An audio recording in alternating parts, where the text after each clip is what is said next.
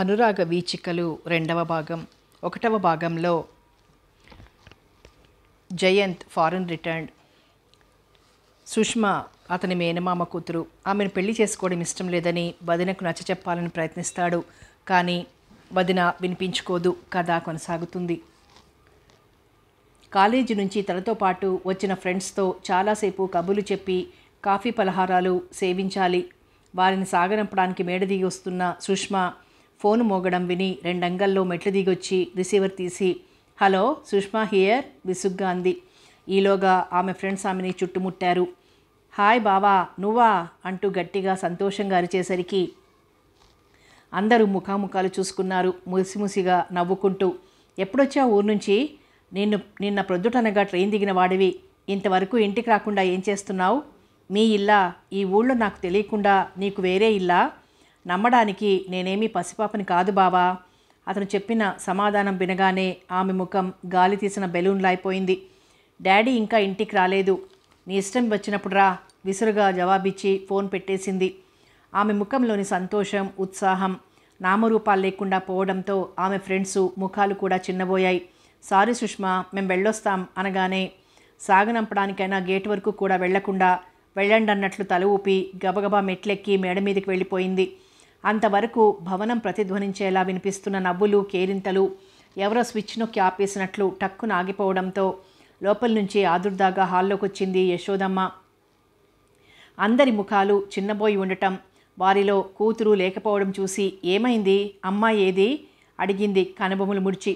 సుష్మా తన గదిలోకి వెళ్ళిపోయిందా ఆంటీ? అదేమిటి మిమ్మల్ని వదిలేసి తను గదిలో ఏం చేస్తోంది? అయోమయంగా అందరినీ మార్చి మార్చి చూస్తూ అంది. ఏదో ఫోన్ వస్తే కోపంగా పైకి వెళ్ళింది నసుగుతూ చెప్పారు. వారి కుటుంబ విషయాల్లో కలగజేసుకుంటే సుష్మకి కోపం వస్తుందేమోనని వారి భయం. సుష్మకి కోపం వస్తే ఎన్నో అవసరాలు తీరక ఇబ్బంది పడాల్సి వస్తుంది. కాలేజీలు ఎగ్గొట్టి సినిమాలకి షికార్లకి తిరుగుతూ జల్సాలకు అలవాటు పడిన ప్రాణాలవన్నీ వాటికి ఏమాత్రం లోపం వచ్చినా గిజగిజరాడిపోతాయి. ఎవరో ఫోన్ చేస్తే దీనికంత కోపం ఎందుకట? తెల్లబోయిందావిడ. ఏమో ఆంటీ, మేం వెళ్ళొస్తాం అంటూ గబగబా బయటికి వెళ్ళిపోయారు అందరూ. యశోదమ్మ మేడ మీద సుష్మ గదిలోకి వెళ్ళబోతూ కోపంతో సామాన్లనన్నింటినీ విసిరికొడుతున్న కూతురు చూసి బొమ్మలా నిలబడిపోయింది. ఒక్క క్షణం కాళ్ళు గజగజ వణుకుతుంటే ద్వారబంధాన్ని పట్టుకొని నిలదొక్కుంది. ఓపిక తెచ్చుకొని గబగబా మెట్లు దిగి కిందికొచ్చి ఫోన్ ఎత్తి నంబర్ డయల్ చేసి భర్తను వెంటనే రమ్మని చెప్పి పరిస్థితి వివరించింది రుద్ద కంఠంతో. 10 నిమిషాల్లో డాక్టర్తో సహా కారు దిగాడు సర్వేశ్వరరావు. యశోదమ్మ వెంట డాక్టర్ హడావిడిగా పైకి పరిగెడితే ఆయాసపడుతూ ఎక్కలేక ఒక్కొక్క మెట్టే ఎక్కి వెళ్ళాడు Sarveswararao. What happened baby, please stop it ఐసే బ్రతిమాలాడు సర్వేశ్వరరావు. No daddy no. బావ ఇంత మోసం చేస్తాడనుకోలేదు. తండ్రి గుండెల మీద వాలి వెక్కి వెక్కి ఏడ్చింది. విషయం చెప్పు బేబీ, నేనన్నీ సరిచేస్తానుగా. బుజ్జగించి కన్నీటి చారికలు తుడిచి రేగిన జుట్టు సవరించాడు. ఏడుస్తూ ఉండిపోయిందే తప్ప ఏమీ మాట్లాడలేకపోతోంది సుష్మ. సారీ డాక్టర్ గారు, అమ్మ ఏదో పిచ్చి పిచ్చిగా బిహేవ్ చేస్తోందని మా ఆవిడ చెప్తే గాబరా పడి మిమ్మల్ని రమ్మన్నాను. మీకు శ్రమ ఇచ్చినందుకేమీ అనుకోకండి. సంజాయిషి ఇచ్చుకొని ఆయన్ని పంపి లోపలికొచ్చేసరికి కూతుర్ని బుజ్జగించి అసలు విషయం రాబట్టడానికి ప్రయత్నిస్తోంది యశోదమ్మ. మమ్మీ, ఇందాక బావ ఫోన్ చేశాడు. ఊరు నుంచి వచ్చాడా? భార్యాభర్తలిద్దరూ ఒకేసారి ఆదుర్దాగా అడిగారు. నిన్ననే వచ్చాడట. నిక్కీ నీలుగుతూ ఇందాకే ఫోన్ చేసి మావయ్య ఇంటికొచ్చాడా అని అడిగాడు. నిన్ననంగా వచ్చిన వాడివి ఇంటికి రాలేదేమిటయ్యా అంటే తనకు ఇంటికి వెళ్ళానని చెప్పాడు. జోక్ చేస్తున్నాడేమో అనుకున్నాను, కానీ నిజమేనట. కంపెనీ క్వార్టర్స్లో తనకు ఒక బ్రహ్మాండమైన ఇల్లు అలాట్ చేశారట. సరాసరి అక్కడికే వెళ్ళిపోయాడట. చావు కబురు చల్లగా చెప్పాడు పెద్ద మనిషి. డాడీ, ఈరోజు పోస్టు ఇంకా మీరు చూడలేదుగా. ఇదిగో చూడండి, మావయ్య ఉత్తరం రాశారు. బావకి నన్ను పెళ్లి చేసుకోవడం ఇష్టం లేదట. అనవసరంగా మీరు శ్రమపడి ఆ ఊరు పెడతారేమోనని ఏమీ అనుకోవద్దని ఇద్దరికీ రాసిపెట్టి లేదంటూ ఏమేమో రాశారు. ఇంకా నేనెవరి కోసం బ్రతకాలి డాడీ? మోకాళ్లలో ముఖం దాచుకుని వెక్కి వెక్కి ఎడవసాగింది. ఊరుకోమ్మా, బావతో నేను మాట్లాడి అంతా సరిచేస్తానుగా. కూతుర్ని బుజ్జగించి ఊరుకోబెట్టేసరికి ఇద్దరికీ నీరసం వచ్చేసింది. మీరింకా ఏం సరిచేస్తారు డాడీ? బావకి నన్ను పెళ్లి చేసుకోవడం ఇష్టం లేదట. నిన్ననంగా ఊరు నుంచి వచ్చినా ఇంటికి రాకపోవడం, ప్రత్యేకంగా తనుండడానికి ఇల్లు ఏర్పాటు చేసుకున్నాడంటే అంటే అంటూ దోసిట్లో ముఖం దాచుకుంది.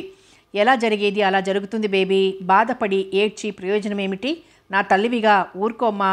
కూతుర్ని అక్కును చేర్చుకుంది యశోదమ్మ. ఏమైంది మావయ్య? క్రింద తలుపులన్నీ బార్లా తెరిచిపెట్టి ముగ్గురు పైన కూర్చున్నారేమిటి?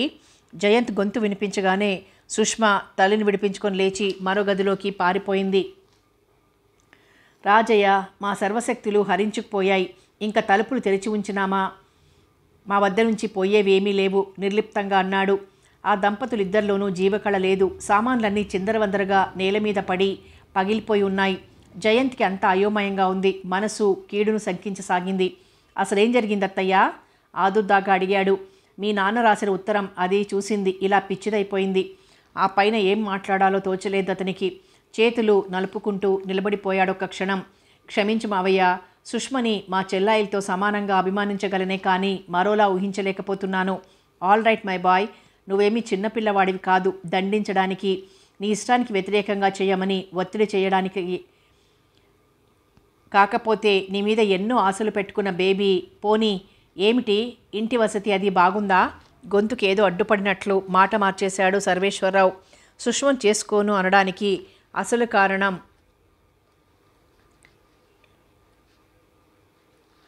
ఏమిటో ఒక్క లతకి మాత్రమే తెలుసు. లత అత్తమామలతో జయంత్ సుష్మని పెళ్లి చేసుకోవడానికి ఇష్టపడడం లేదని మాత్రమే చెప్పింది. జయంత్ బయలుదేరకముందే పురుషోత్తమ శాస్త్రి కొడుకుని గుడ్లప్పగించి శిలా విగ్రహంలా కొడుకుని చూస్తుండిపోయాడే తప్ప పెదవి విప్పి మాట్లాడలేదు. ఇంటికేదో అరిష్టం పట్టిందని గుండెలు బాదుకుంటూ శోకాలు పెట్టింది వర్ధనమ్మ. అమెరికా వెళ్లే ముందే పెళ్లి చేసేయమంటే తన మాట వినిపించుకోలేదని భర్తని నిందించింది. ఆవిడకి నచ్చజెప్పేసరికి శ్రీనివాస్కి లతకి తలప్రాణాలు తోకకొచ్చాయి. ఆ క్షణం నుంచి నోరు తెరిచి కొడుకుతో మాట్లాడలేదు ఆవిడ. ఊరు వెడుతున్నానని చెప్పినా తనని కాదన్నట్లు ముభావంగా ముఖం పక్కకి తిప్పుకుంది. చెట్టంత కొడుకు నాకిష్టం లేదు మొర్రో అంటుంటే బలవంతం చేయడానికి మనస్కరించలేదు పురుషోత్తమ శాస్త్రికి. సర్వేశ్వరరావు వచ్చి అడిగాక ముఖం మీద కొట్టినట్లు ఈ పెళ్లి జరగదు అని చెప్పడానికి ముఖం చెల్లక వెంటనే మీ అమ్మాయికి వేరే సంబంధాలు చూసుకోబావా అంటూ ఉత్తరం రాసిపడేశాడు. సుష్మ కోపానికి ఆవేశానికి బలై నలిగి ఉండలా పడి ఉన్న తండ్రి రాసిన ఉత్తరం చూశాక జరిగిన సంఘటన గుర్తొచ్చింది జయంత్కి. మేనమామకి అతని భార్యకి తన నిర్ణయం సమ్మెటపోటు అనిపిస్తుందని తెలియని విషయం కాదు జయంత్కి. సుష్మ తన మీద ఎన్నో ఆశలు పెంచుకుందని, ఎన్నో సుందర స్వప్నాలు ఊహించుకుంటోందని తెలుసు. అయినా తన నిర్ణయాన్ని మార్చుకోలేకపోతున్నాడు. మనస్పర్ధలతో కాపురం చేయాల్సిన పరిస్థితిని సృష్టించుకుని తరువాత బాధపడటం కంటే తాత్కాలికంగా బాధపడిన కొన్నాళ్లకి పరిస్థితులు సర్దుబాటు కాగలవని అతని అభిప్రాయం. తన ఆలోచనల నుంచి తేరుకున్నాక చుట్టూ చూశాడు. యశోదమ్మ సుష్మల అలికిడి ఏమీ వినిపించడం లేదు. వారి ఎదుటికి వెళ్ళడానికి ధైర్యం చాలలేదు. అయినా అటువంటి పరిస్థితిని ఎప్పుడో ఒకప్పుడు ఎదుర్కోక తప్పదని భావించి మెల్లగా అడుగులు అడిగేసుకుంటూ లోపలికి నడిచాడు. మంచం మీద బోర్లా పడుకుని దిండులో ముఖం దాచుకుని వెక్కి వెక్కి ఏడుస్తోంది సుష్మ. పక్కనే కూర్చుని కూతురి తల నిమురుతోంది యశోదమ్మ. ముద్దాయిలా తలదించుకొని లోపలికి వచ్చిన జయంత్ని చూసి, రాజయ్య, ఇందాకటి నుంచి మాట వినిపించకపోతే వెళ్ళిపోయావేమో అనుకున్నాను, కూర్చో అంది బయటతో ముక్కు తుడుచుకుంటూ. ఆమె గొంతులో మునుపటి ఆప్యాయత లోపించడం ఇట్టే గ్రహించాడు జయంత్. గుండె ఒక్కసారి కలుక్కుమంది. ఇంటి దగ్గర అందరూ బాగున్నారా అడిగింది. ఏదో ఒకటి మాట్లాడాలని ఆ మాట అడిగినట్లు అనిపించిందే తప్ప అభిమానంతో యోగక్షేమాలు తెలుసుకోవాలనే కుతూహలంతో అడిగినట్లు తోచలేదు. అందరూ బాగున్నారు ముక్తసరిగా జవాబిచ్చాడు. మమ్మీ, నాయర్ని కాఫీ తెమ్మని చెప్పు అంది సుష్మ దిండులో నుంచి తల పైకెత్తకుండానే. అతనితో ఒంటరిగా మాట్లాడాలనుకుంటోందని గ్రహించుకుని లేచి వెళ్ళిపోయిందావిడ. లేచి మంచం మధ్యలో కాళ్ళు ముడుచుకుని చేతులు కాళ్లకు చుట్టి గడ్డం మోకాళ్ళ మీద ఆంచి, బావా, హఠాత్తుగా నీ నిర్ణయం మార్చుకోవడానికి కారణమేమిటి? గద్గద స్వరంతో అడిగింది. కారణమంటూ ఏమీ లేదు సుష్మ. చిన్నప్పటి నుంచి కలిసిమెలిసి ఆడుకున్నాం, పాడుకున్నాం. మా చెల్లాయిలిద్దరిలాగే నువ్వు కనిపిస్తున్నావు నా కళ్ళకి. నువ్వు నా భార్యవి అనుకోవడానికి మనస్కరించడం లేదు. ఇలా అంటున్నానని మరోలా భావించవద్దు. అలా అని నీ మీద అభిమానం లేదని అనుకోవద్దు. నీకోసం ప్రాణమైనా ఇవ్వడానికి సిద్ధంగా ఉన్నాను. ప్లీజ్ నన్ను అర్థం చేసుకో సుష్మా అర్థింపుగా అన్నాడు. ఆల్ రైట్ బావా, ఇష్టం లేని నీ చేత నా మెడలో బలవంతంగా తాళి కట్టించుకోవడం నాకు ఇష్టం లేదు. కాకపోతే ఇటువంటి పరిస్థితి ఎదురవుతుందని కలలో కూడా ఎప్పుడు ఊహించకపోవడం వల్ల షాక్ తిన్నాను. Marriages are made in heaven అంటారు. అలా అనేవాళ్ళు పిచ్చివాళ్ళు అనుకునేదాన్ని నిన్నటిదాకా. నిజమే కాబోలు అనిపిస్తోంది ఇప్పుడు. పెద్దవాళ్ల భాషలో చెప్పాలంటే మన ఇద్దరికీ రాసిపెట్టలేదు. వెల్, నీ జీవితంలో భాగం పంచుకోబోయే ఆ అదృష్టవంతురాలు ఎవరు బావా? నిర్జీవంగా నవ్వి, ఐ డోంట్ నో సుష్మా, ఇంతవరకు ఎవరికి నా మనసులో చోటివ్వలేదు అన్నాడు. ఎలాంటి అమ్మాయి కావాలో చెప్పు, నేను వెతికి తీసుకొస్తాను అంది నవ్వుతూ. ఇంత స్పోర్టివ్గా ఎలా తీసుకోగలిగింది ఈ విషయాన్ని అనుకున్నాడు. పైకి నవ్వుతున్న ఆమె మనసు ఏడుస్తోందని ఊహించలేదు జయంత్. వంటవాడు నాయర్ కాఫీ తీసుకురావడంతో తను సమాధానం చెప్పాల్సిన అవసరం తప్పిపోయిందని సంతోషించాడు జయంత్. ఖాళీ కప్పులు తీసుకుని నాయర్ వెళ్ళిపోయాక, బావా, ఇష్టం లేకపోతే పెళ్లి చేసుకోవద్దు, అంత మాత్రం చేత మన మధ్య ఉన్న బాంధవ్యం కూడా తెంపేసుకోవాలా అంది. అదేమిటి సుష్మా, అలా ఎందుకు అనుకుంటున్నావు? మరెలా అనుకోమంటావు? మేమిక్కడ ఉండగా నువ్వు మరో ఇల్లు తీసుకుని ఉండడంలో అర్థమేమిటి? నిష్ఠూరంగా అంది. సారీ సుష్మా, నా ఉద్దేశం అది కాదు. ఫర్నిచర్తో సహా కంపెనీ ఇల్లు ఇస్తున్నప్పుడు వదులుకోవడం దేనికని తీసుకున్నాను. అదీ కాక కంపెనీ ఇక్కడికి చాలా దూరం.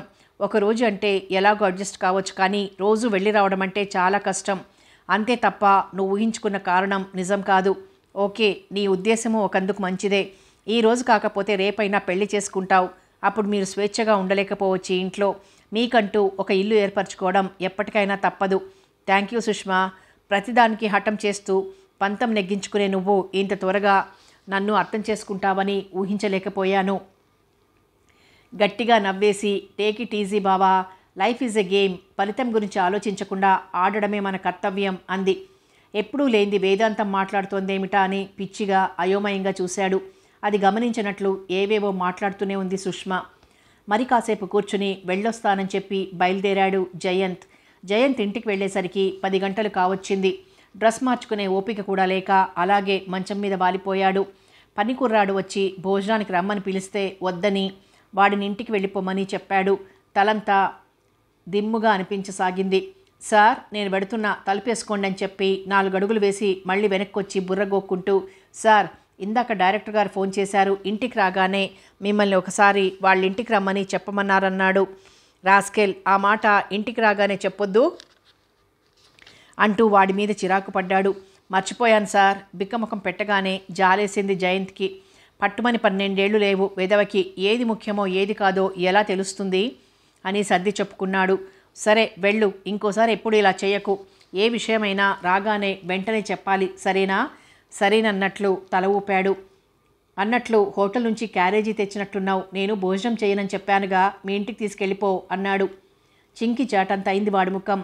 ఏనాడు కూర వేసుకుని అన్నం తిని ఎరగని వాడికి క్యారేజీలో ఉన్న రకరకాల వంటలు నోరూరించసాగాయి. లోపలికెళ్ళి క్యారేజీ తీసుకొని వస్తాను సార్ అంటూ హుషారుగా ఇంటికి పరిగెత్తాడు. తప్పదురా భగవంతుడా అనుకుంటూ మళ్ళీ నీట్గా తయారై తలుపులన్నీ మూసి తాళం వేసి మేనేజింగ్ డైరెక్టర్ ఇంటికి బయలుదేరాడు. మేడ మీద ఒక గదిలో తప్ప మిగతా భవనమంతా చీకటిగా ఉంది. ఇంత రాత్రివేళ వెళ్ళి డిస్టర్బ్ చేయడం బాగుండదని తిరిగి వెళ్ళిపోదామని అనుకున్నాడు ఒక్క క్షణం. ఏదైనా అర్జెంట్ పనేమో, లేకపోతే వెంటనే రమ్మని ఎందుకంటారు?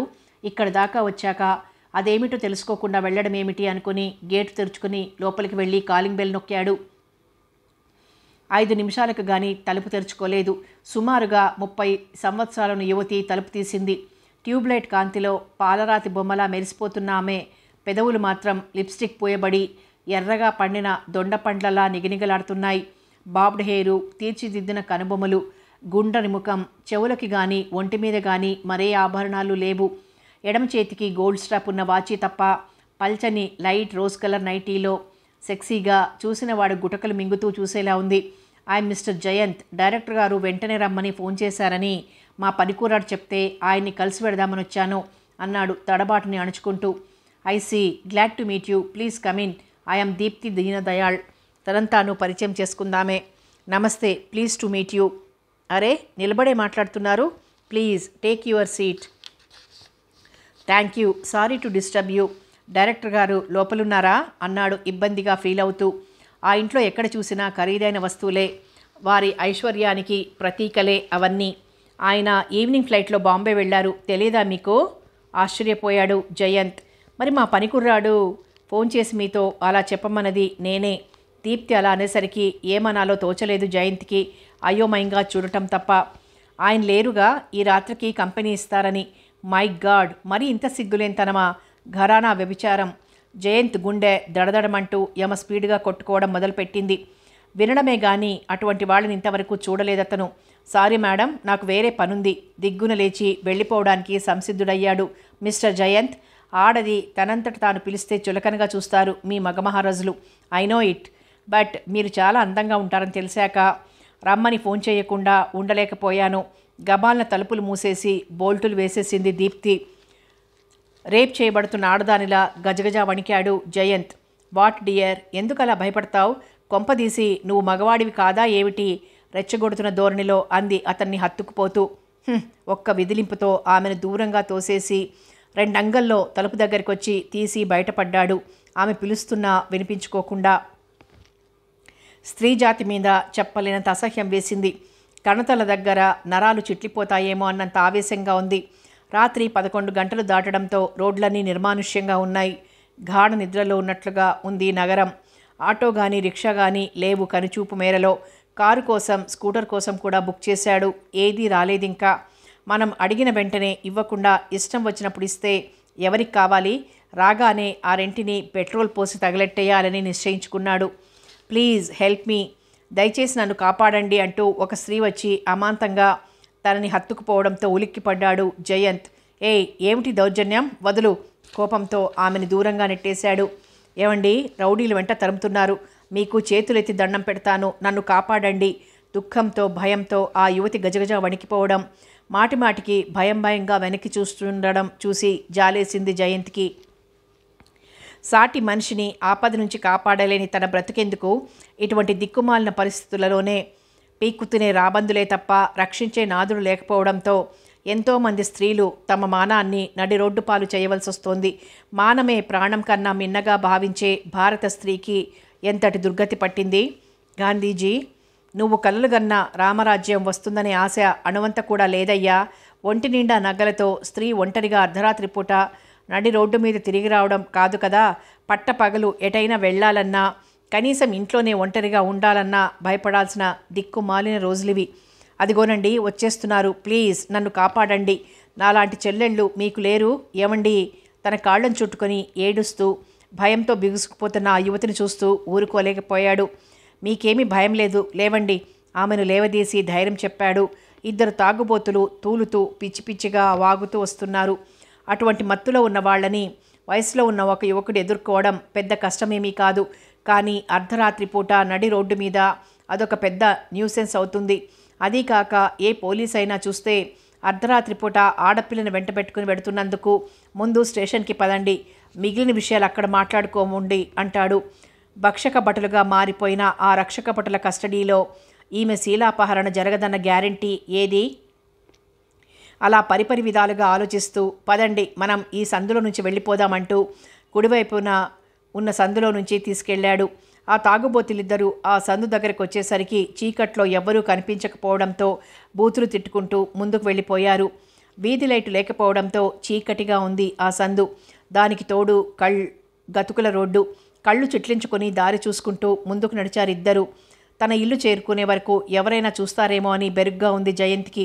గబగబా గేటు తెరుచుకుని లోపలికి నడిచి లోపలికి రండంటూ తలుపు తాళం తీశాడు. భయంగా లోపలికి అడుగు పెట్టిందామె. చీకట్లో చెప్పులు లేని ఆమె కాలిలో ఏదో గుచ్చుకుంది కాబోలు. అడుగు వేసి తీసిన చోట ఎర్రని నెత్తుటి మరకలు. అరరే, కాల్లో ఏదో గుచ్చుకున్నట్లుంది, అలా కూర్చోండి ఆదుర్దాగా అన్నాడు. ఈ చిన్న దెబ్బకేంలేండి, ఈరోజు మీరు నా జీవితాన్ని కాపాడారు.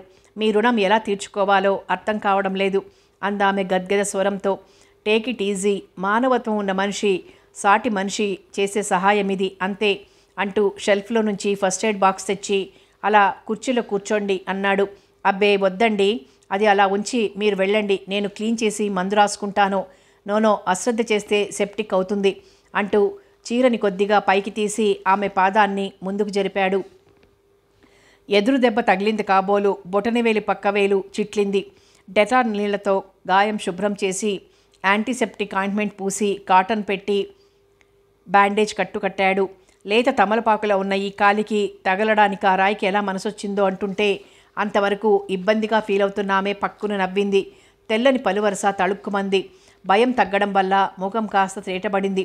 చేతులు కడుక్కొని నాప్కిన్తో తుడుచుకుంటూ వచ్చి, మీరు కూడా వెళ్ళి కాళ్ళు కడుక్కురండి, కాస్త ఏదైనా తినవచ్చు, తెల్లవారాక మీ ఇంటి దగ్గర దిగబెడతాను అన్నాడు. అబ్బే, నాకేమీ వద్దండి, ఇందాక 9 గంటలకే నేను భోజనం చేసేశాను, కానీ నేను చెయ్యలేదు, బాగా ఆకలిగా ఉంది, జస్ట్ కంపెనీ ఇద్దురు గాని. అతిథిని ఎదురుగా కూర్చోబెట్టుకుని ఒంటరిగా తినేయడం మన సాంప్రదాయానికే విరుద్ధం. భలే వారే, నవ్వేసిందామె. ఆమె కాళ్ళు చేతులు ముఖం కడుక్కునొచ్చి శుభ్రంగా తుడుచుకొని కాస్త పౌడర్ చేతిలో వేసుకుని ముఖానికి అద్దుకుంది. చెదిరిన బొట్టు సరిచేసుకుని రేగిన జుట్టు సర్దుకుని వచ్చేసరికి యాపిల్ కోసి ఉంచి బ్రెడ్, జాము, జగ్గుతో నీళ్ల గ్లాసులు డైనింగ్ టేబుల్ మీదకి చేర్చాడు జయంత్. అవన్నీ ఆడవాళ్ల పనులండి, నేనున్నానుగా, మీకెందుకు ఈ తొందర, మీరు అతిథులు కదా, కమాన్. జామ రాసిన బ్రెడ్ స్లైస్లు ఆమె ముందున్న ప్లేట్లో పెట్టాడు. కొన్ని యాపిల్ ముక్కలు కూడా ఆమె ప్లేట్లో ఉంచాడు. జస్ట్ కంపెనీ అన్నారు, మై గాడ్, ఇన్ని తినడం నా వల్ల కాదు, కావలసినవి తినండి, మిగిలినవి అలా వదిలేయండి. నోనో, వృధాగా పారేయడం నాకు నచ్చదంటూ కొన్ని తీసి అతని ప్లేట్లో వేసేసింది. ఇఫ్ యూ డోంట్ మైండ్, మీ పేరు?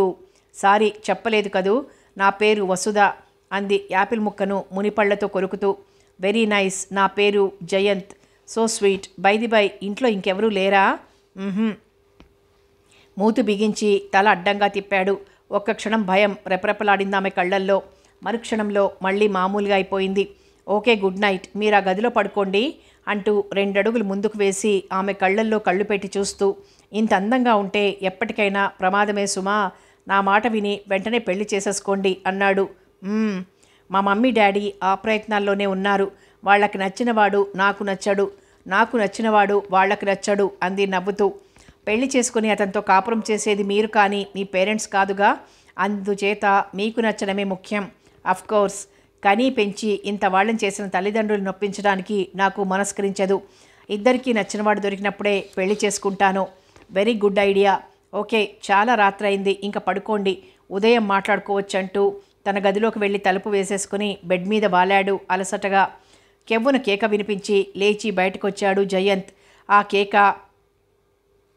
వసుధ పడుకున్న గదిలో నుంచి వచ్చిందని గ్రహించి లోపలికి వెళ్ళాడు. తలుపు పక్క గోడకి ఉన్న స్విచ్ నొక్కి లైట్ వేశాడు. మంచం మీద ముడుచుకొని కూర్చుని గజగజ వణుకుతోంది వసుధ. ఒళ్లంతా చెమటతో తడిసి ముద్దయింది. వసుధ, వాట్ హ్యాపెండ్? భుజం కుదిపాడు. ప్లీజ్ వద్దు, నన్నేం చేయొద్దు, నన్ను వదిలేయండి, మీకు దండం పెడతాను, మీ కాళ్ళు పట్టుకుంటాను. పక్క మీద పడి గిలగిలా కొట్టుకుంటోంది. ఆమెను ఆపడానికి విశ్వ ప్రయత్నం చేసి విఫలుడయ్యాడు జయంత్. చెంప మీద ఒక్కటి కొట్టాడు గట్టిగా. బిత్తరపోయి చూసింది వసుధ. ఐఎమ్ సారీ వసుధ, మిమ్మల్ని ఎలా ఆపాలో తోచక చేయి చేసుకున్నాను, very very sorry. My God, ఇది కళ? ఆ రౌడీలు మళ్ళీ వెంటపడి నన్ను పట్టుకున్నట్లు. ఇంకా ఒక చేత్తో చెంప పట్టుకొని మరో చేతితో గుండెలు రాసుకుంది. ఆ విషయం గురించే ఆలోచిస్తూ పడుకున్నట్లున్నాడు. పోనీ మీ ఫోన్ నంబర్ ఎంతో చెప్పండి, మీ నాన్నగారికి ఫోన్ చేస్తాను, వచ్చి తీసుకెడతారు. కానీ స్కూటర్ కానీ కారు కానీ ఉండి ఉంటే నేనే తీసుకెళ్లేవాడిని. వద్దు, నేను ఇంట్లో లేనట్లు నాన్నగారికి అసలు ఇంకా తెలుసుండదు. ఇంత రాత్రిపూట గాబరా పెట్టడం దేనికి? ఆయన అసలే హార్ట్ పేషెంట్. అసలు ఇంత రాత్రిపూట మీరసలు బయటికి ఎందుకు వచ్చినట్లు వింతగా చూశాడు. భలే వారే, నేనెందుకు వస్తాను? రాత్రి 9 గంటలకి తమ్ముళ్ళిద్దరూ మమ్మీ, డాడీ, నేను అందరం కలిసే భోజనం చేశాం. భోజనం చేయగానే పడుకోవడం అలవాటు డాడీకి. కాసేపటికి మమ్మీ 10 గంటల దాకా చదువుకుని తమ్ముళ్ళు పడుకుంటారు. నేను మేడ మీద ఉన్న ఒక్క గదిలో చాలాసేపటి వరకు ఏదో ఒకటి చదువుకుంటూ నిద్రొస్తే అక్కడే పడుకునేదాన్ని. రాత్రి చల్లగాలి కోసం అందరూ పడుకున్నాక గది బయటకు వచ్చి డాబా మీద కుర్చీ వేసుకొని కూర్చొని చదువుకుంటున్నాను. సీరియస్గా చదువుతూ ఉండడం వల్ల పరిసరాల్ని గమనించే స్థితిలో లేను.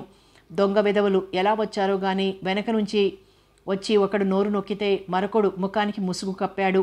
చెయ్యి పక్కకు తొలగించి అరవబోతే నోట్లో ఏదో గుడ్డ కుక్కి చేతులు 2 వెనక్కి విరిచి కట్టారు. విడిపించుకోవాలని ఎంతో పెనుగులాడాను, సాధ్యం కాలేదు. ఇద్దరూ కలిసి నన్ను మోసుకుంటూ సునాయాసంగా డాబా దిగేసి కారులోకి చేర్చారు. వెంటనే బయలుదేరింది కారు. అంటే మా ఇంటి పెరటి వైపున ఆగి ఉందన్నమాట కారు. 4-5 సందు మలుపులు తిరిగాక ఒక ఇంటి ముందు ఆగింది. నన్ను లోపలికి తీసుకెళ్లారు. అక్కడ వీళ్లు కాక మరో 3 ఉన్నారు. నన్ను దింపి కట్లూడదీసి నోట్లో గుడ్డలు తీసి నేను భయపడుతుంటే వికటంగా నవ్వటం మొదలుపెట్టారు. ఒకళ్లతో పోటీ పడుతూ వంతులు వేసుకుంటూ తాగారు. పచ్చి బూతులు మాట్లాడుకుంటూ అవేవో పెద్ద జోకులన్నట్లు పగలబడి నవ్వుకుంటున్నారు. యమ కింకరులులా కనిపించారు వాళ్ళు నా కళ్ళకి. కాసేపుంటే ఒకళ్ళ వెనక ఒకళ్ళు మరొకళ్ళు నా జీవితంతో ఆటలాడుకోవడం ఖాయం అనుకోగానే నా కాళ్ళు వణికాయి, కళ్ళు చీకట్లు కమ్మాయి. వారి రాక్షసత్వానికి బలై చావకుండా మిగిలిన తర్వాత ఏ నుయ్యో గొయ్యో చూసుకోవాల్సిందే తప్ప మరో దారి లేదు. ఏం జరిగితే అది జరుగుతుందని మొండి ధైర్యం తెచ్చుకొని మెల్లగా అడుగు వేసుకుంటూ వచ్చి మెల్లగా తలుపు తీయబోయాను. కానీ చప్పుడుకి 5గురు కైపెక్కిన కళ్ళతో నా వైపు చూసేసరికి నా పై ప్రాణాలు పైకే పోయాయి. పట్టుబడిన దొంగలా భయపడిపోయాను. వెంటనే ఫ్లాష్లా ఒక బ్రహ్మాండమైన ఆలోచన రాగా చిటికెన వేలు చూపించి బయటికి వెళ్ళి మళ్ళీ వెంటనే వచ్చేస్తానని నమ్మకం కలిగేలా చెప్పాను. మేము చూస్తూనే ఉంటాం, వెంటనే రావాలంటూ తలుపు దగ్గరే నిలబడ్డారు వాళ్ళు. కొంచెం పక్కకు వెళ్ళి మెల్లగా వెనకవైపు సందుల నుంచి పరిగెత్తి రోడ్డెక్కాను. నేను పారిపోవడం గమనించినట్లున్నారు, వెంటపడ్డారు. ఆ తర్వాత జరిగింది మీకు తెలిసిందేగా. మిస్టర్ జయంత్, మీరు కనిపించి కాపాడకుండా ఉన్నట్లయితే ఏం జరిగి ఉండేది ఊహించుకుంటే భయంతో కంపించిపోతుంది నా మనస్సు. ఆగి ఊపిరి పీల్చుకుంది వసుధ. మీరిలా చీటికి మాటికి భయపడుతుంటే పిరికివాళ్ళనుకున్నాను. నిజంగా మీరు చాలా ధైర్యంగా తెలివిగా ప్రవర్తించి మిమ్మల్ని మీరు కాపాడుకోగలిగినందుకు మిమ్మల్ని మెచ్చుకోవచ్చు. మెచ్చుకోలుగా చూసి ఒకవేళ ఇప్పుడు నేను మిమ్మల్ని ఏమైనా చేస్తే ఏం చేయగలరు అన్నాడు. భయంతో ఆమె కళ్ళు రెపరెపలాడాయి. వెంటనే పెనం మీద నుంచి పొయ్యిలో పడినట్లయింది నా పని అనుకుంటాను. అవకాశం దొరికితే మిమ్మల్ని చంపేసి నేను చేస్తాను, లేదా నేనైనా చేస్తాను. అది కూడా మీరు పోలీసులకి పట్టుబడే విధంగా క్లూస్ ఇచ్చి మరీ చేస్తాను అంది వసుధ సీరియస్గా.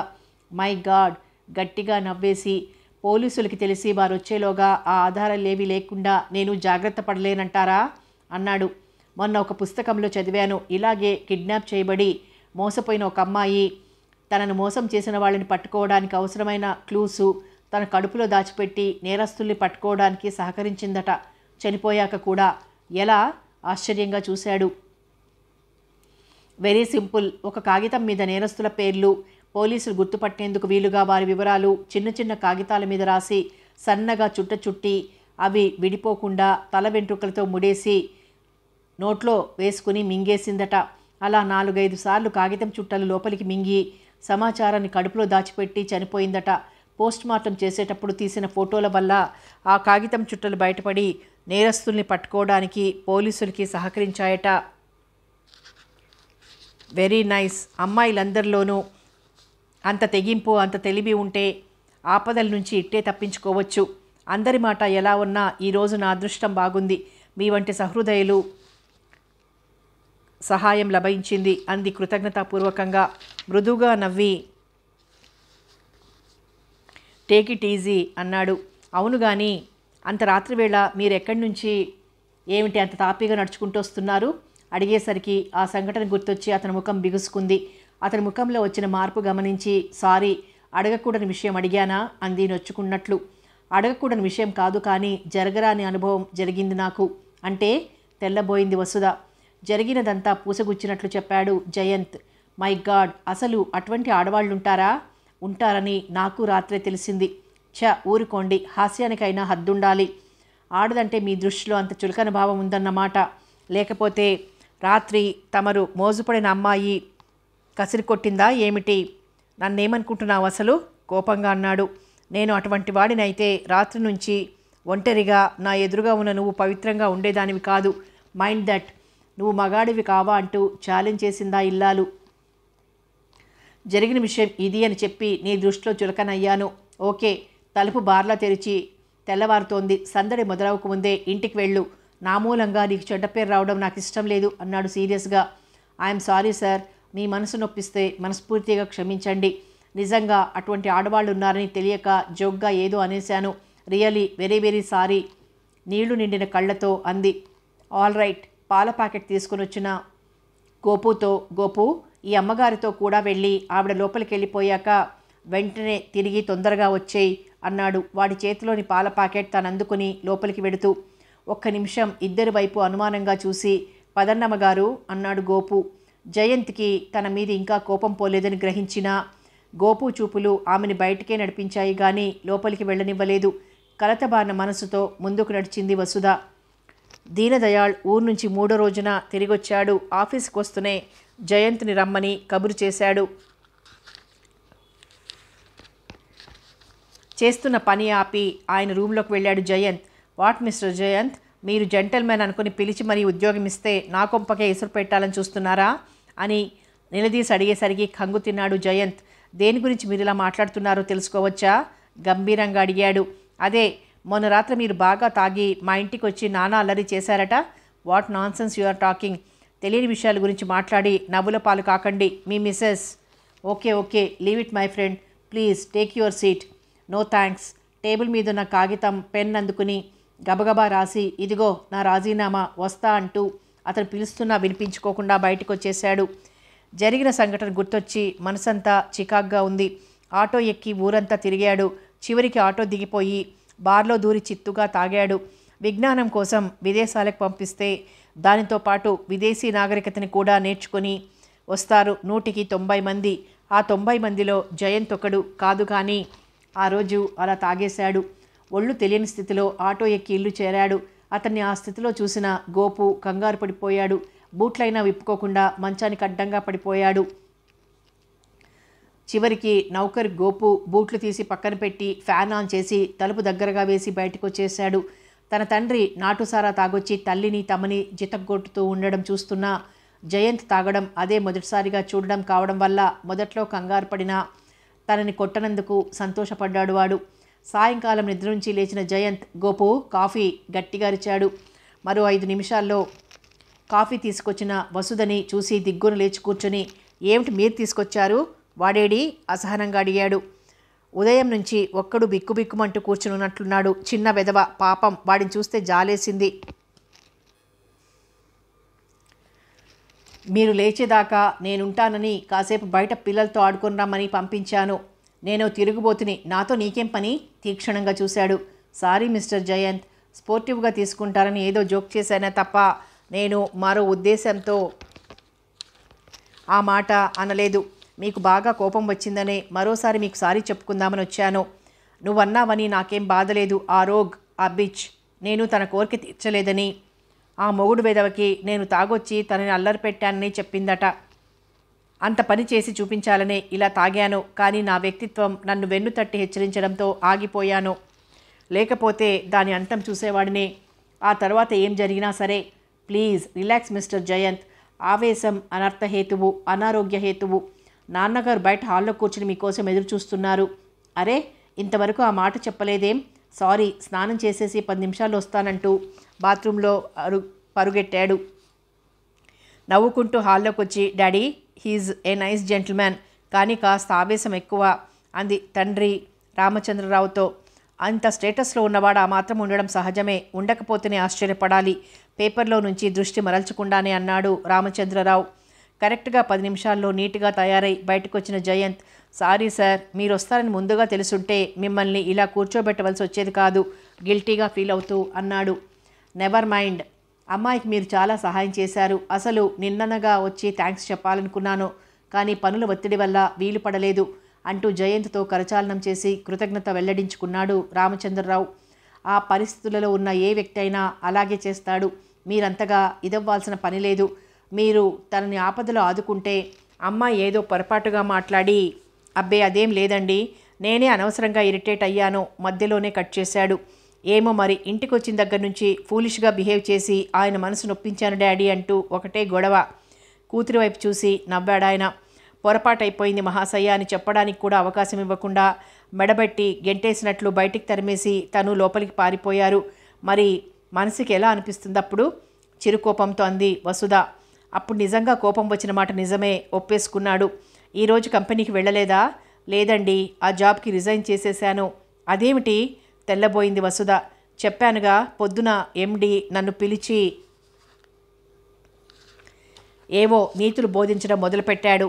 దమ్ములుంటే నీ పెళ్ళాన్ని అదుపులో పెట్టుకోరా, నాకు చెప్పడం కాదు అని అప్పటికప్పుడు రిజిగ్నేషన్ లెటర్ రాసిచ్చేశాను చెప్పాడు జయంత్. అయితే ఈ ఇల్లు కూడా ఖాళీ చేసేయాలన్నమాట సాలోచనగా అంది వసుధ. అన్నమాట ఏమిటి, ఉన్నమాటే, ఆ ప్రయత్నంలోనే ఉన్నాను. ఓకే జయంత్, నేను ఎక్స్పోర్ట్ అండ్ ఇంపోర్ట్ బిజినెస్ ప్రారంభించాలనే ప్రయత్నంలో ఉన్నాను. మీరు పార్ట్నర్గా ఉండడానికి అంగీకరిస్తే నాకంటే అదృష్టవంతుడు ఉండడు అన్నాడు రామచంద్రరావు. సంతోషంగా తండ్రిని చూసింది వసుధ. పెట్టుబడి నాది, మేనేజ్మెంట్ నీది, లాభం ఇద్దరికీ చెరిసగం. జయంత్ సంశయించడం చూసి మళ్ళీ అన్నాడు రామచంద్రరావు. కొన్నాళ్లపాటు ఏదైనా కంపెనీలో పనిచేసి తర్వాత స్వంతంగా ఏర్పాటు చేసుకోవాలనుకున్నాను. బట్ అది బెడిసి కొట్టింది. పెద్దలు మీ మాటలెందుకు కాదనాలి, అలాగే కానివ్వండి. తమ హర్షాన్ని వ్యక్తం చేస్తూ thank you mister Jayanth, we're very lucky. మీలాంటి మంచి అనుభవం ఉన్న అడ్మినిస్ట్రేటర్ దొరికారు అన్నాడు రామచంద్రరావు. ఆ మాట నేననాలి అన్నాడు జయంత్. బాగుంది, మీరంటే మీరు అని ఇద్దరు వాదించుకోండి. ఎవరు ముందుగా అలసిపోతే వాళ్ళ అదృష్టవంతులైనట్లే లెక్క అంది వసుధ నవ్వుతూ. అలాగైనా ముసలివాడిని కనుక నేనే ముందుగా అలసిపోతానమ్మా, అంచేత అలాంటి జడ్జిమెంట్ ఇవ్వకు బిక్కముఖం పెట్టాడు రామచంద్రరావు. జయంత్ వసుధ ఇద్దరూ నవ్వేశారు. వేరే ఇల్లు చూసుకునే వరకు మకాం మా ఇంటికి మార్చేయకూడదు రామచంద్రరావు అనగానే నో థ్యాంక్ యూ సార్, 2-3 రోజుల్లో నేను వేరే ఏర్పాటు చేసుకుంటాను మృదువుగా తిరస్కరించాడు. మరి కాసేపు కూర్చుని వెళ్ళిపోయారిద్దరూ. గోపుని పిలిచి ఇల్లు చూసుకోమని బజార్లోకి బయలుదేరాడు జయంత్. గాలి దుమారంలా లోపలికి దూసుకొచ్చిన సుష్మను చూసి హలో సుష్మా కమాన్ సాదరంగా ఆహ్వానించాడు జయంత్. గడ్డం గీసుకోవడానికి ఉపక్రమిస్తూనే ఇక్కడ దాకా వచ్చిన దాన్ని లోపలికి రాక చేస్తానా? అక్కడ నీకొక మేనమామ, ఆయన ఫ్యామిలీ ఉన్నారని నీకైతే గుర్తులేదు, కానీ డాడీ మాత్రం నీకోసం కలవరిస్తున్నాడు. ఫోన్ చేస్తే కూడా దొరకడం లేదట. అంత బిజీ అయిపోయావా? సుష్మ కోపం చూసి నవ్వుతూ తాపీగా అన్నాడు. నువ్వు అడగాల్సిన ప్రశ్నలు అయిపోయాయా, ఇంకా ఉన్నాయా? అలా కూర్చో, ముందు నీ ప్రశ్నలన్నింటికీ జవాబు తర్వాత చెప్తాను. ఆమె కూర్చున్నాక కొత్తగా ఎక్స్పోర్ట్ అండ్ ఇంపోర్ట్ కంపెనీ ఒకటి ప్రారంభించాను సుష్మా. ఆ మధ్య వచ్చినప్పుడు మా అమ్మయ్యకు చెప్పానుగా. అదే మొదట్లో ఏవో ప్రాబ్లమ్స్ కాస్త నిలదొక్కునే వరకు ఈ పాటలు తప్పవుగా. అందుకే తీరిక లేక రాలేకపోతున్నాను. ఏవో కుంటె సాకులు చెప్పి నిన్ను నువ్వు సమర్థించుకోవాలని చూస్తున్నావు. నాకు తెలీదనుకోకు. నన్ను పెళ్లి చేసుకొనన్నావు కదా, అస్తమానం వస్తూ పోతూ ఉంటే మేమేమైనా అనుకుంటామేమో అని ఇలా ముఖం చాటేస్తున్నావు కదూ నిష్ఠూరంగా అంది. మామయ్య అత్తయ్య నువ్వు సహృదయంతో నన్ను అర్థం చేసుకున్నారు. ఇంకా ముఖం చాటయ్యవలసిన పనేముంది సుష్మా అని గోపు అమ్మాయి గారికి నాకు టిఫిన్ తీసుకొచ్చివ్వు అంటూ పనివాడిని పిలిచాడు. సుష్మా జస్ట్ 5 మినిట్స్లో స్నానం చేసి వచ్చేస్తాను అన్నాడు టవల్ భుజాన వేసుకొని బాత్రూంలోకి వెడుతూ. సారీ, పొద్దుటే వచ్చి నిన్ను ఇబ్బంది పెడుతున్నాను. నోనో, ఇప్పటికైనా ఈ వంకనైనా వచ్చావు, అదే సంతోషం. అప్పుడే వచ్చిన పేపరు, ఇంగ్లీష్ మ్యాగజైన్ ఆమెకిచ్చి బాత్రూంలోకి వెళ్ళాడు. వాటిని చేత్తో పట్టుకుని ఇల్లంతా కలియతిరిగి చూసింది. అధునాతనంగా కట్టబడిన బిల్డింగ్ అది. ఈ మధ్యనే కొన్నాడు జయంత్. అందమైన డిజైన్లో ఉంది. మొజాయిక్ ఫ్లోరింగు, గోడలకు అందమైన తైలవర్ణ చిత్రాలు, సీలింగ్ ధర్మచక్రం ఆకారంలో చెక్కబడి మధ్య నుంచి షాండ్లియర్స్ అందంగా వయ్యార లొలకబోస్తూ అటు ఇటు ఊగుతున్నాయి. హాల్లో 4 వైపులా 4 కుషన్ సోఫాలు, మూలల్లో వృత్తాకారపు బల్లల మీద ప్లాస్టిక్ పూలున్న పింగాణి ఫ్లవర్ వాజులు, 4 సోఫాల దగ్గర 4 టీపాయిలు, ఒక్కొక్క టీపాయి మీద ఒక్కొక్క యాష్ట్రే, టీపాయి మధ్యలో తాజా పూలున్న గాజు ఫ్లవర్ వాజులు, కిటికీలకి గుమ్మాలకి లేత నీలిరంగు ముదురు నీలిరంగు పూలున్న కర్టెన్లు. బెడ్రూమ్లోకి వెళ్ళింది. గది మధ్యలో సింగిల్ కాట్. అప్పుడే లేచొచ్చాడేమో, ఇంకా సర్దినట్లు లేదు. దుప్పటి నలిగి ఉంది. పక్కగా పుస్తకాల ర్యాక్, దాని పక్కన ఇనుప బీరువా, మరో పక్క డ్రెస్సింగ్ టేబుల్, ఒక మూల కుర్చీ, టేబులు, దాని మీద టేబుల్ లైటు. డైనింగ్ రూమ్లోకి వెళ్ళింది. 10 మంది కూర్చోవడానికి వీలున్న పెద్ద టేబులు, కుర్చీలు. వేడివేడి ఇడ్లీలు ప్లేట్లలో సర్ది టేబుల్ మీద పెట్టి మంచినీళ్ళు తేవడానికి వెళ్ళాడు గోపు. జగ్గు గ్లాసులతో తిరిగొచ్చిన వాడిని వంట కూడా నువ్వే చేస్తున్నావా అడిగింది సుష్మ. లేదు అమ్మాయి గారు, నేను చేస్తానయ్యా అంటే చిన్నోడివి చేయి కాల్చుకుంటావా అంటారు. టిఫిను భోజనం హోటల్ నుంచి తెస్తానండి. కాఫీ టీ అవన్నీ నేనే పెట్టిస్తాను. బజార్లో దొరికే అన్ని రకాల ఊరగాయల సీసాలు ఒక పక్క బల్ల మీద అమర్చున్నాయి. కిచెన్లోకి వెళ్ళింది. మంచినీళ్ళ కోసం ఒక పెద్ద స్టీల్ డ్రమ్ము, పక్కనే కూజాలో నీళ్లు, కొన్ని గ్లాసులు, పళ్ళాలు, 1-2 చిన్న పెద్ద గిన్నెలు. కాఫీ కలిపే ప్రయత్నంలో ఉన్నాడేమో. గ్యాస్ స్టవ్ దగ్గర కాఫీ పొడి, పంచదార, స్పూన్లు, గ్లాసులు చిందరవందరగా పడున్నాయి. స్టవ్ మీద నీళ్లు మరుగుతున్నాయి. ఒరేయ్ గోపు, నీళ్లు మరుగుతున్నాయి, ఫిల్టర్లో పోయాలా పిలిచింది. అవునమ్మాయి గారు, నేను చూస్తాను, మీరు వెళ్ళండి, అయ్యగారు వచ్చేశారంటూ పట్టకారు అందుకొని నీళ్ల గిన్నె ఎత్తి ఫిల్టర్లో పోశాడు. ఆ గిన్నెలో పాలు పోసి స్టవ్ మంట తగ్గించి గిన్నె దాని మీద పెట్టి మళ్ళీ డైనింగ్ టేబుల్ దగ్గరకు వచ్చాడు. గోపు, ఇక్కడ బావా ఏం కావాలో నేను చూస్తానులే, నువ్వు వెళ్ళి పాలు కాగానే పిలు, నేనొచ్చి కాఫీ కలుపుతాను. నీకెందుకు సుష్మా శ్రమ? భలేవాడివే బావా, శ్రమ ఏమిటి? ఇక్కడి గ్లాసు తీసి అక్కడ పెడితే కందిపోతావేమో అన్నంత సుకుమారంగా పెరిగిన దానివి. ఆ విషయం తెలుసు కనుక ఈ మాత్రానికి ఏమీ అరిగిపోనులే బావా. రేపు మీ ఆవిడొస్తే నేను చేయాల్సిన అవసరమే ఉండదు. ఇల్లు, ఇంట్లో అన్ని సామాన్లు అమర్చుకున్నావు, ఇల్లాలి గురించి కూడా ఆలోచించు. నువ్వే అన్నావుగా marriages are made in heaven అని. నాకు ఎవరితో రాసిపెట్టుందో ఇంకా నిర్ధారణ కాలేదు అంటూ నవ్వి, అదిగో ఆ సీసాలో కారప్పుడుంది, వేసుకో అంటూ మరో 2 ఇడ్లీలు ఆమె ప్లేట్లో వేశాడు. బావా ఇలా తినేస్తే శాండోలా తయారవుతాను. పర్వాలేదులే. గబగబా తినేసి కాఫీ కలపడానికి కిచెన్లోకి వెళ్ళబోతూ ఫోన్ రింగ్ అవడంతో వెనక్కొచ్చి రిసీవర్ అందుకుంది. హలో, నేను జయంత్ గారి పిఏని మాట్లాడుతున్నాను అంది. ఆడగొంతు వినిపించడంతో జయంత్ వైపు చూసి కళ్ళెగిరేసింది ఎవరన్నట్లు. ఆయన లేరా అండి? అవతలి గొంతు ప్రశ్నించడంతో ఉన్నాడు, బాత్రూంలో స్నానం చేస్తున్నాడు. ఇంతకీ మీరెవరు? ఎదురు ప్రశ్న వేసింది సుష్మా. సరేలేండి, కాసేపు అయ్యాక నేను మళ్ళీ ఫోన్ చేస్తాను అంటూ ఫోన్ పెట్టేసిన శబ్దం కావడంతో తను పెట్టేసి జయంత్ దగ్గరగా వచ్చి, బావా ఎవరా అమ్మాయి, ఏమా కదా అంది కళ్ళెగరేస్తూ. కదలేదు, కాకరకాయ లేదు, మా పార్ట్నర్ రామచంద్రరావు గారు అమ్మాయి. ఫోన్ చేసి నేనున్నానో లేనో అని కనుక్కోమన్నారో లేకపోతే ఏదైనా కబురు చెప్పమన్నారు ఆయన, అందుకే ఫోన్ చేసి ఉంటుంది.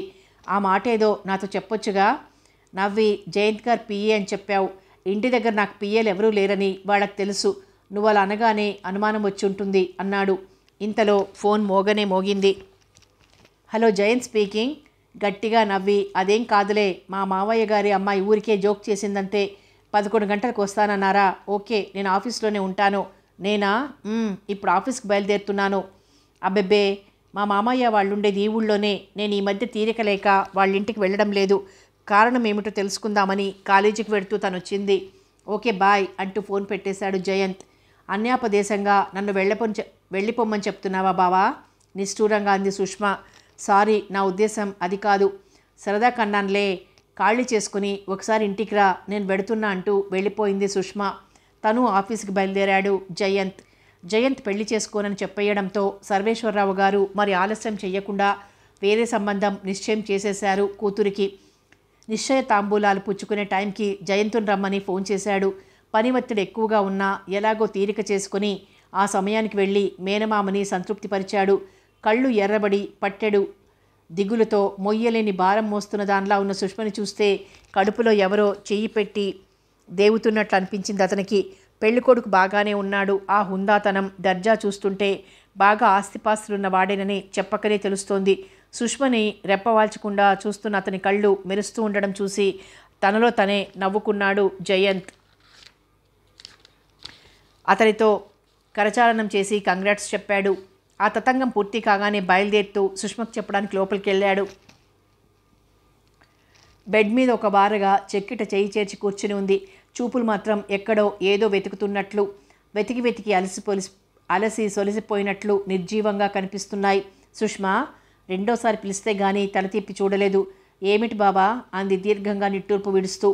సంతోషించాల్సిన సమయంలో ఇలా దిగులుగా కూర్చున్నావేమిటి అన్నాడు నవ్వలేక నవ్వుతూ. సంతోషించాల్సిన సమయంగా అనిపించడం లేదు బావా. అదేమిటి, పెళ్లి కొడుకు నీకు నచ్చలేదా? ఆదుదాగా అడిగాడు జయంత్. నేను కోరుకున్న వ్యక్తి కానప్పుడు మరొకరు ఎవరైనా నాకొక్కటే. ప్రత్యేకంగా అయిష్టత ఏం లేదు కాబట్టి డాడీని బాధ పెట్టడం ఇష్టం లేక సరేనన్నాను. ఆమెను తిరస్కరించి తను పొరపాటు చేశాడేమో అనిపించింది. అతని మనసు ఒక్క క్షణం విలవిల్లాడింది. మరుక్షణంలో తేరుకొని, ఐఎమ్ సారీ సుష్మా, నీ మనసు నొప్పిస్తే నన్ను క్షమించు. నా మీద కోపంతో నీ జీవితాన్ని నాశనం చేసుకోకు. ఇష్టం లేని పెళ్లి చేసుకుని అన్నాడు రుద్ధ కంఠంతో. కళ్ళల్లో నీళ్లు మిలమిలా మెరుస్తుండగా నవ్వింది సుష్మా. నీ మీద కోపమా? నెవర్. అది కంఠంలో ప్రాణముండగా జరగని పని బావా. కొన్నాళ్ల వరకు నాకు ఈ చిత్రవద తప్పదు. ఆ తరువాత నా అంతట నేనే జీవితంతో రాజీ పడిపోతాను. Best of luck Sushma. నువ్వు సుఖంగా సంతోషంగా కాపురం చేసుకుంటుంటే సంతోషించే వారిలో నేను ఒకడినని గుర్తుంచుకో. అది నీకంత సంతోషం కలిగించే విషయమైతే తప్పకుండా జీవితంతో రాజీ పడ్డానికి ప్రయత్నిస్తాను బావా. నన్ను ఆశీర్వదించు అంటూ అతని పాదాలంటి నమస్కరించింది సుష్మా. అనుకోని ఆ సంఘటనకి బిత్తరపోయాడు జయంత్. నిన్ను ఆశీర్వదించగలిగే అర్హత నాకుందని నేను అనుకోవడం లేదు. అయినా నీ తృప్తి కోసం నువ్వు సుఖంగా సంతోషంగా పిల్లా పాపలతో సుమంగళిగా నిండు నూరేళ్లు జీవించాలని కోరుకుంటున్నాను అన్నాడు. ఆమె శిరస్సున చెయ్యుంచి ఆమె కళ్ళ నుంచి జారిన 2 నీటి బిందువులు అతని పాదాలని అభిషేకించాయి. లేచి నిలబడి, నీ గురించి నేను అలాగే అనుక్షణం భగవంతుని ప్రార్థిస్తున్నాను బాబా. నీ పెళ్లి శుభలేఖ కోసం ఎదురుచూస్తూ ఉంటాను అంది ప్రసన్నవదనంతో. కథ కొనసాగుతుంది.